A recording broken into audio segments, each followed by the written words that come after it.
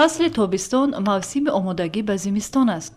در این ایام کدبانوان تاجیک از میوه و سبزیجات مربای و خوریش‌های گوناگون آماده می‌نمایند. باید گفت که طرز نادرست استفاده کردن ظرف‌های شیشگی، سرپوش‌های آن و رعایت نکردن تکنولوژی محصولات ذخیروی برای زمستان باعث ویرانشوی آن می‌شود. استعمال چنین محصولات قطعاً منع است. ساکن ناحیه ورزاب سفر قربان و طرز درست تیار کردن ذخیره زمستانه را نشان می‌دهد. ما شروع میکنیم از پمیدوری که از نزد باغ حولگی جمع‌آوری نمودیم. برای آماده نمودن این خورش به ما پمیدور، کرم، گلکرم، پیاز، بلغاری، بادرنگ و کبوتی تر و تازه لازم است و ما از این سبزیجات ها استفاده برده حالا یک نوع خورش را شروع میکنیم. از پمیدور آماده میکنیم. برای تازه کردن پمیدور را ما به 4 حصه برابر کرده آماده میکنیم.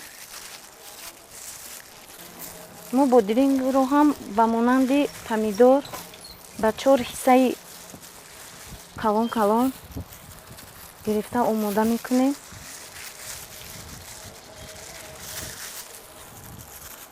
بلغاری رو هم به 4 حصه برابر ریزه کرده به طبقچه علاهیده میگذاریم. کرم رو میگیریم به حجم خرد ریزه کرده که از سبب که کرم کمی سخت تر است کرم رو ما میده ریزه میکنیم. بعد از آماده نمودن کرم ما پیاز رو میگیریم. پیاز آماده مینموییم. پیاز رو کمی با شکل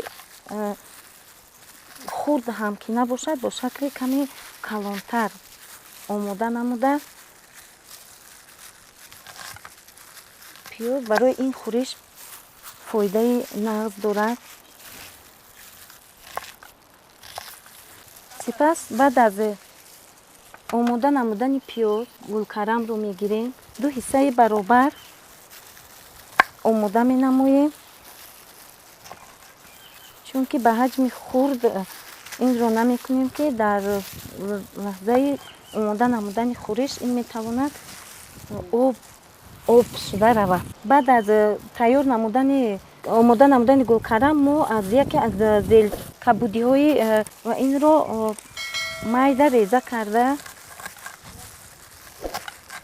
سرپیاز و سرکه داریم که در تیار نمودن خورش ما به نهایت ضرور است.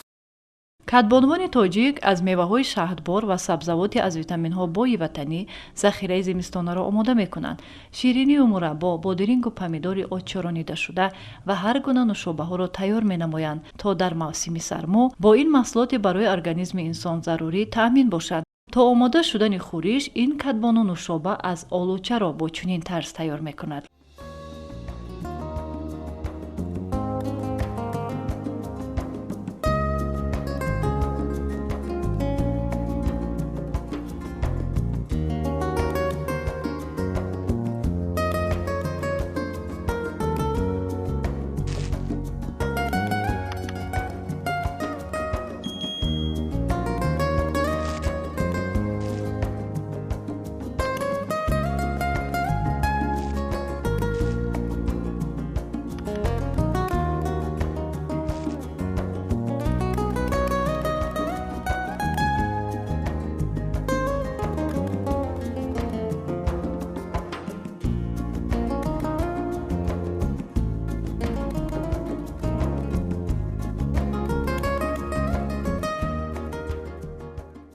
کدبانوان ماهر تاجیک روزهای آفتابی را ثمرناک استفاده نموده برای فصل سرما ذخیره زمستانه را آماده می‌کنند. صفتناکی محصولات آماده نموده‌شان به طرز تیار کردن و رعایت قاعده‌های تمیزکنی ظرف‌های شیشگی وابسته می‌باشد.